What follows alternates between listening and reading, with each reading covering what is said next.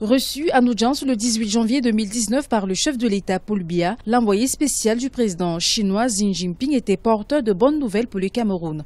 En effet, le gouvernement de l'Empire du Milieu a décidé d'un allègement de la dette de 45 milliards de francs CFA issus des prêts concessionnels à l'échéance fin 2018. Pour les experts, ce geste permettra de renforcer les relations bilatérales entre ces deux nations. Il faut dire que la dette qui a été allégée ne concerne que les prêts du gouvernement chinois.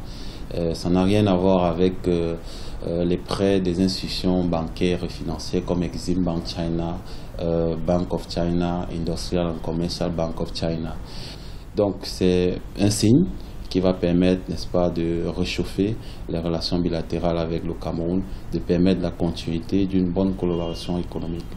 L'ardoise totale du Cameroun vis-à-vis de la Chine s'élève à près de 3 282 milliards de francs CFA. Cet allègement de la dette devrait, selon les analystes, réduire le rythme, l'accélération et l'ampleur totale de la dette qui va sans doute de façon croissante. C'est beaucoup plus difficile pour les institutions financières d'accepter un allègement parce que ça va impacter, n'est-ce pas, sur les ratios prudentiels, les ratios de solvabilité et autres.